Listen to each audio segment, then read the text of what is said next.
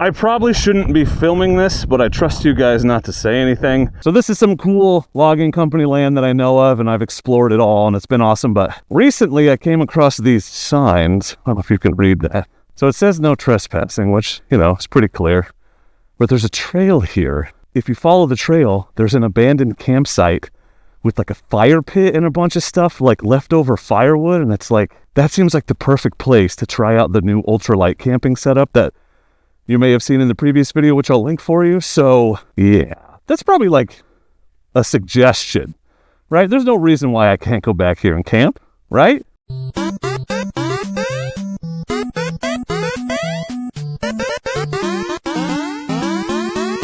Legally required disclaimer: never ride past a no trespassing sign, respect private property.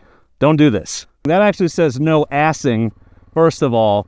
This is fiction, satire, not intended to be taken as real. It is a reenactment of trespassing that may or may not have taken place. Anyway, legally speaking, fiction. All right, let's go camp.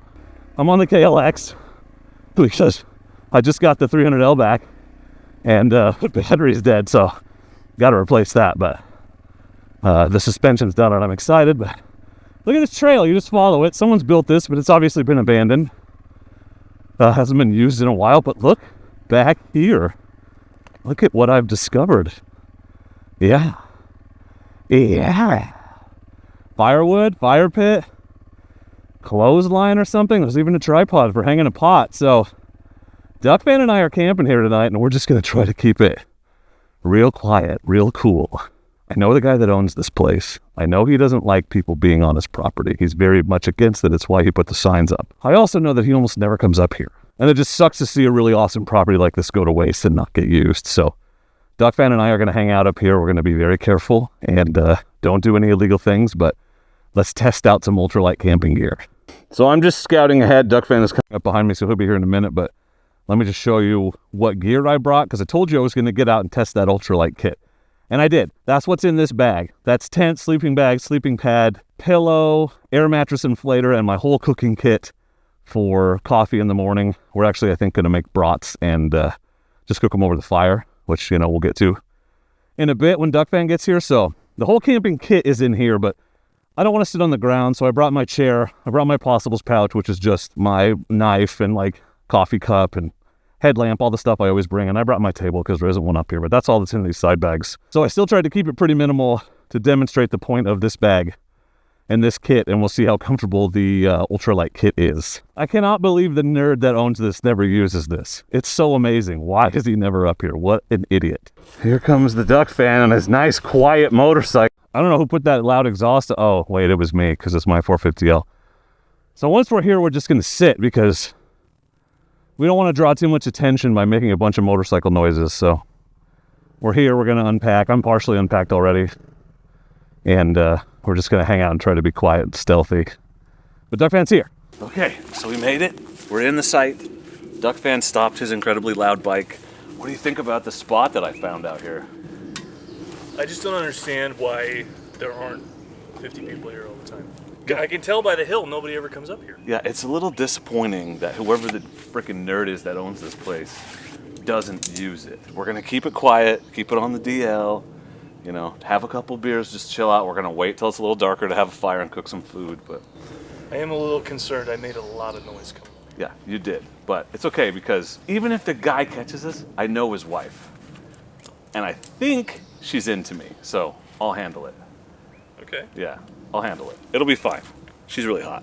The camera is wigging out because the back. So there's a field, that big clear cut I showed you is right behind us. But we're in this kind of tree, shady area. And so it's kind of backlit significantly. But I did bring a few extra pieces, like this chair I'm sitting in, because I wasn't going to just be uncomfortable. But the point of this trip, aside from checking out this campsite that I discovered, is to test the ultralight or minimal camping setup from the last video, or from, wasn't the last video now, but it was a couple videos ago. So I told you in that video I was going to bring it out and test it. My tent, sleeping bag, sleeping pad, my cooking kit, it's all in this bag. And I'll show you what's in that bag, and I'll pull it all out and set it up in a minute, because I really like this tent. It's kind of neat. Thanks to Motocamp Nerd for sponsoring this video, for sending me this gear, and for challenging me to get out and camp with minimal gear He called it an ultralight setup. I don't think it is. It's more of a minimal setup, but we'll see how comfortable I am on this very small packing setup tonight. That is sort of the point of this trip, is to test that. Anybody who's ever camped with me knows I'm a hyper minimalist, but I always bring at least one luxury item. So I brought this. I definitely thought your beer stein was your luxury item. No, this is an essential. I don't know, what are you talking about? Oh, that's true, because you could boil water in it if you needed to. Right. Well, not actually, because it's double walled, but yeah. This is genius. This is a little cooler for breast milk, actually. That's what it's Did you bring some breast milk for coffee in the morning? No. Instead, what I brought was 4 individual michelada shots to add to my beer. No, you didn't. It is no, you fresh didn't. squeezed tomato, fresh lime, Worcestershire for a little bit of umami, and then I like Tabasco in mine. I also have artisan small batch beer cheese pretzels. Nobody stealth camps like this guy. Just the essentials, in case we have to make a quick getaway off of this frickin' geek's property. That's pretty much it. Am I far enough away from the fire? I think you're fine. The problem is, right now we're in the flow of conversation, you see. But when I edit this together, it's going to be like 2 clips of like random shit. I didn't know you wanted me to stop talking. That's actually easier to see it when it's dark because of the reflecties in it. I assume. I didn't put that there. Whoever put that up, I think it's reflective paracord. I think that this is one of those things that was super popular in college, a slack line. Oh, is that yeah? what they're called? Is it, I thought it was a tripwire for tight tall people. line? What I really like to do, pro tip, is overfill the pad so it's basically rock solid. Yeah, it's very And comfortable. it's not comfortable at all. Yeah. And I wake up about 3 a.m. and be like, why does everything hurt? I'm not sure you know how your thing works. You're like, are you filming me while I screw this up? Are you filming? Yes, right now I am. Oh my god, you brought your unmentionables. Yeah, put the. Hey, now you're gonna be nice and breezy. So not everybody knows that I am a master mixologist. This is not breast milk, by the way. It's just a breast milk container. He has a newborn at home. That's probably worth mentioning. Yeah, I don't just buy breast pumping accoutrement. Well, somebody's going to buy that. I'll put a link in the description so you can set yourself up. 4 ounces fresh tomato juice, 1 ounce lime, Worcestershire, Tabasco. Really should make this over ice. Yeah, it sounds awful. I don't get that at all. And then I do a little more lime. Oh, I forgot my tahine. These are remarkably refreshing, and I do not understand why. Also, I hate tomato juice. I do too. That's why it seems so gross. But it's delicious. Here's to stealth camping and only bringing the essentials. Only the essentials. For transparency's sake, here's what's in this bag. Again, if you saw the other video, you already know. This is my Nemo Tensor sleeping pad. This is my 6 Moon Designs tent. This is the Lunar Solo tent. This is actually a sheet. I didn't even show this in the last video. This is a sheet that goes over your sleeping pad for when you're using a quilt, so you don't have to lay directly on the sleeping pad. Jet boil. Mostly we'll use this in the morning, but the point was to show how you can get a cooking kit in with a minimal kit like this. If we were having bag meals for dinner, I could cook it with that, but we're not because we're having brats. Tent pole. Swing. Whoa. Quilt. The Tyvek sheet, which, thank you to all of you who suggested I put it in the dryer. It's less crinkly. I didn't get it in there for as long as I would have liked, so it's fine. A little bit less crinkly. Hopefully it won't be waking me up every time I roll over. Pillow. That's the Sea to Summit Aeros pillow. And stakes, obviously, for my tent. And the Flextail Super Mini Pump, yeah, which is the piece de resistance. Yeah, this is my mattress pump. You thought yours was small. Oh no. Yes, huge one. Huge hole. Yeah, I told you about it, but you weren't listening. I love ground sheets for a bunch of reasons, but probably the biggest one is I can sort of figure out where I want my tent to be based on the ground cloth. Footprint, call it what you will. This one barely counts as a footprint because it's just a piece of Tyvek cut to size.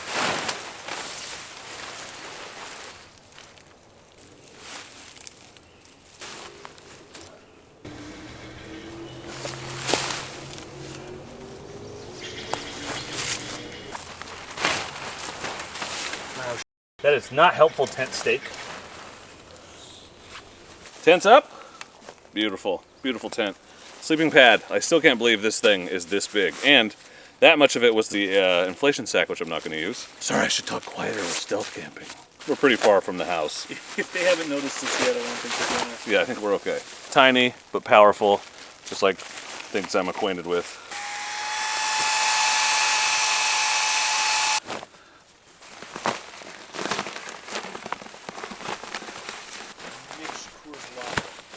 Mitcha Coors.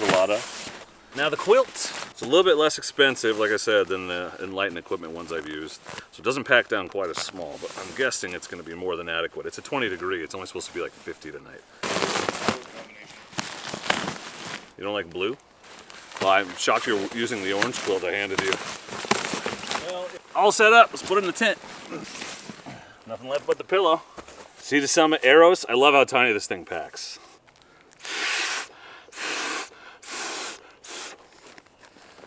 Voila! And bed is set up. Now it's campfire and dinner time.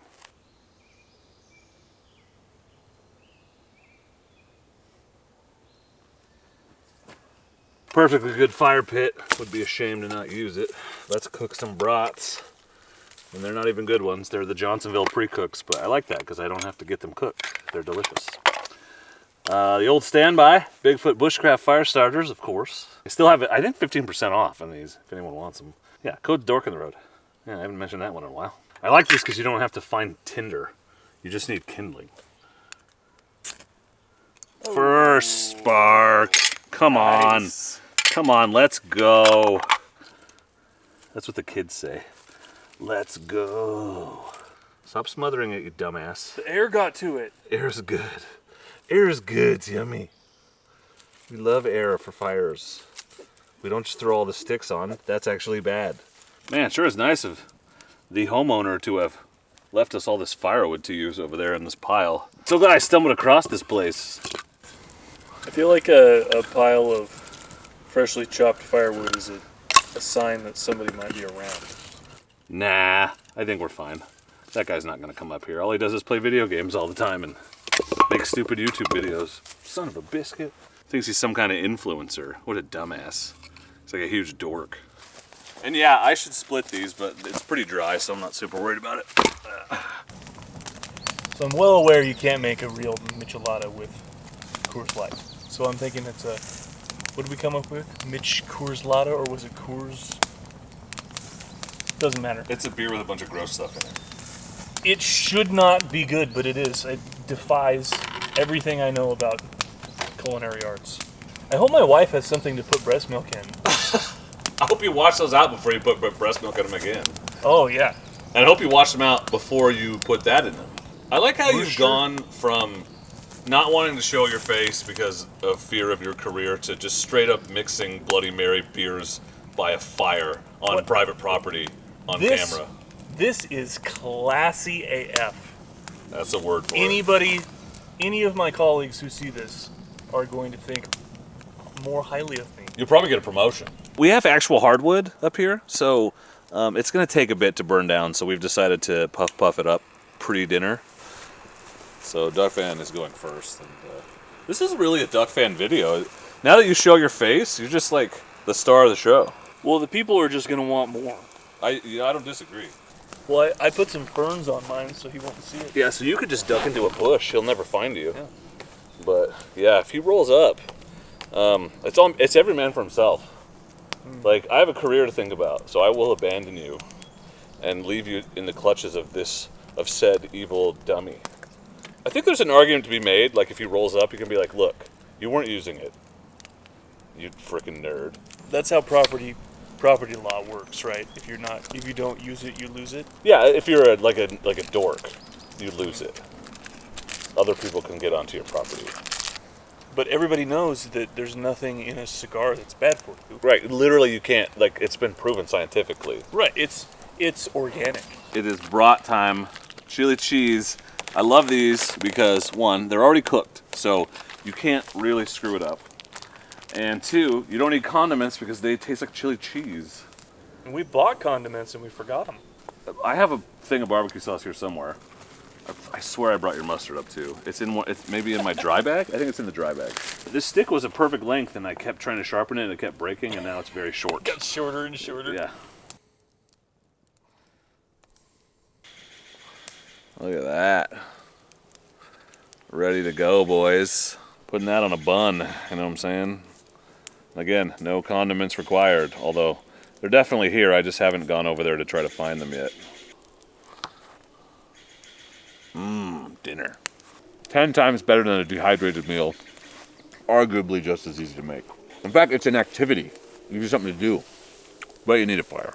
Actually, you don't. You could boil these in a jet boil and they'd be edible. They wouldn't be crispy, singy. Oh my God. I can't believe how well we can hear those cars. I know. I can't believe how much this tastes like chili cheese Fritos.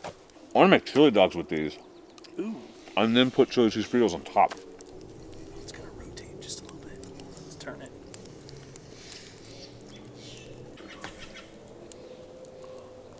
How's your dog? Oh, well. That's camp cooking at its finest. Mm-hmm. Look at this weird little dog. Showed up out of nowhere. It's got to be the guy that owns this place's dog. Here it is. You sure that's not like a fat squirrel? It's some kind of weird wildlife. He has a tag. It says Chewy, so we're gonna call him Chewy. But what kind of a weird dude has a pug for a pet and takes him camping? Who would do that? But anyway, he's just here checking us out. Probably better off with us than with whoever owns this place. Oh, for sure. Frickin' dumb dork. He's probably like out in the road or something, like just like standing there like some kind of dork. We're gonna take good care of his dog.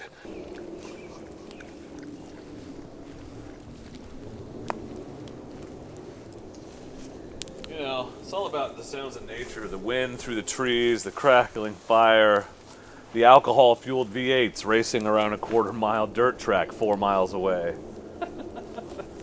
I can't believe how loud they are. Yeah, it's loud. Well, it's gotta be but if I want to say it's echoing off the hillside, but it's not coming from over there. No. That is 4 miles away.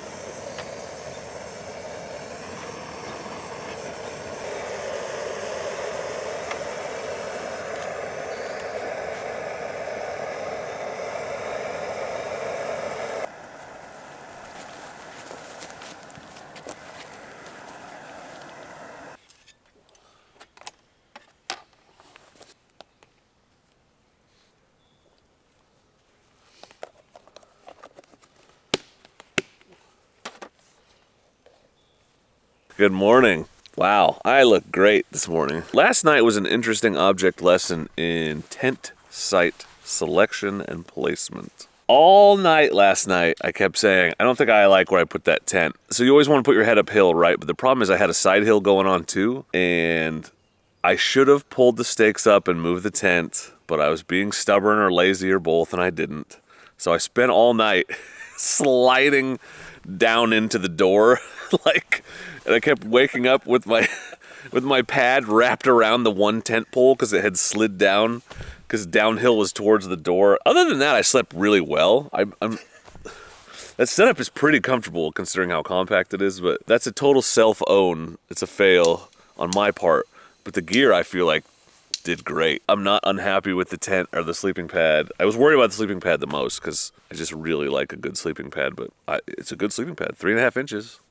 You know, I've made do with 3.5 inches for most of my life, so. Great tent. I will say this, one disadvantage to that style of tent is that if I had a freestanding tent like Ducfan over here, I could have just picked it up and moved it, but because the stakes hold it up and I would have had to reset up the whole tent, I decided not to. Now, that doesn't mean that it's a pain in the ass. It probably would have been a 5-minute operation to just pull up because there's only like 5 or 6 stakes. But technically, a freestanding tent would have been easier.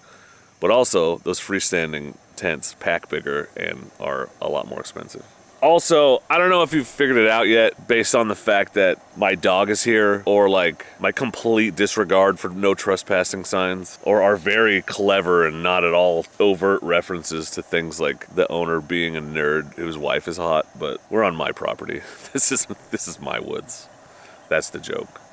It didn't turn out to be as funny as I thought it was going to be, so like... We didn't try that hard. We didn't try that hard, and it was just like too busy camping to like keep the gag going well. I don't know. Anyway, you've seen the campsite that is down closer to the house. I call that the lower campsite. This is the upper campsite, so you may have noticed from all the shots, you can't see anything but woods. That is, we are dead center in the woods. I love this place. It is a little difficult to get up here. The trail is not one that I can ride up consistently in the winter when it's muddy. I can get the quad up here, but when it's drier like this, we both rode up here.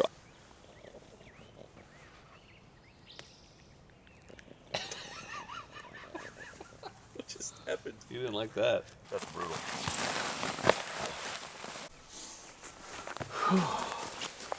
Well, I just packed half of this up, thought I was filming and I wasn't. Again, so good at filming.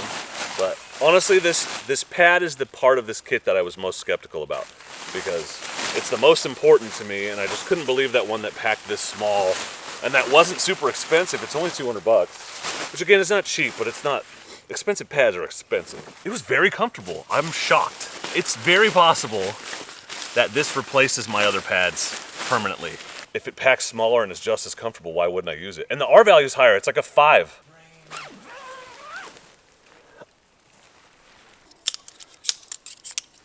Okay. We're cooking. We're cooking. So I do like that this tent is a stuff sack style, so I don't have to like roll it up. That's nice. You're actually supposed to do that, I guess, because if you roll your tent up the same way every time, it stresses the same, like it folds over and over in the same place, and it can wear that out, apparently. So a lot of companies advise stuffing your tent, and it's easier that way anyway. Some people don't even bring a sack, so they throw their gear in their bag and they just stuff their tent in around it to like take up the extra space, and it also keeps stuff from moving around. You can do that with your sleeping bag too. This is a neat little tent. It packs down very small. Yeah. Should we get off my really expensive Tyvek ground cover? Well, this is moist on the bottom and not on the top, so it did the job. I can't call it a footprint, because I mean, it is exactly the same size as the tent. Not exactly. Definitely a ground cover. I will now stuff the entire sleeping setup and tent and everything back in this bag. The jet boil's still drying, so you're gonna have to just trust me when I say there's space for it, but whooped. Get it in because I can shove it sideways and save a little space. Sleeping pad, tent. I don't understand how you can call that a full kit if you don't have a titanium beer stein. I gotta get a little bag for these stakes, but for today they're fine as is. Yep, everything's in here. I just gotta put the jet boil in, and there's plenty of room for that. Successful test of the, you can see there's room for the jet boil, of the minimal camping gear kit, and it all goes back in the bag, so that's good. Happy with it. It's not minimal, it's small packing. Got the jet boil all packed up, everything back in this bag, so I will, of course, link all of that gear and the other stuff I'm using, because I told you I brought the chair and a few other things. Rousing success. I'm happy with that setup, so I do think I'm going to start using that sleeping pad. I still like a freestanding tent, but this one does pack down smaller than any other tent I have, so I'll probably use it a few times too. I have another one of theirs that's just a tarp that's even more minimal, so lots of fun stuff to play with. That's what's cool. Thanks to Motocamp Nerd for sponsoring this video, and he keeps sending me this gear to test out and try and show you guys. It's a great partnership. It's great to work with him because I get to indulge my gear whore tendencies and get to get a lot of different options in front of you guys so you can see what might work for you. People always ask me, what's up with the property? What have you done with the property? And I kind of got discouraged because when I built that bushcraft shelter, everybody was like, why'd you build a homeless shelter? It wasn't super well received, so whatever. People don't get it. It's fine. I'm the only one that likes bushcraft. Hope you enjoyed this glimpse into the other part of the property. The real reason I bought this property was this section up here, because I've got a trail that runs around up here so I can ride dirt bikes and the quad, and this campsite here in the middle that I built that's worked out really well. Pretty happy with it. So you'll probably see it again. Let me know if you'd like to see it again. But for me and for Ducfan, who is currently packing up the quilt I loaned him that he's going to go home and purchase because he liked it that much, I just want to say thanks for watching. Thanks for coming along. Thanks to Motocamp Nerd for sponsoring this video. Please consider subscribing if you haven't, if you want to see more motocamping and other shenanigans, because I'm the dork in the road and I want to be your internet riding buddy, and I'm better than your regular riding buddies because I come with a mute button. Thank you for watching, and please do not forget to be excellent to each other. Thank you. Excellent! I gotta throw that sack away. The whole, it's like a prolapse. It's in exactly the wrong place to make it useful. Prolapse.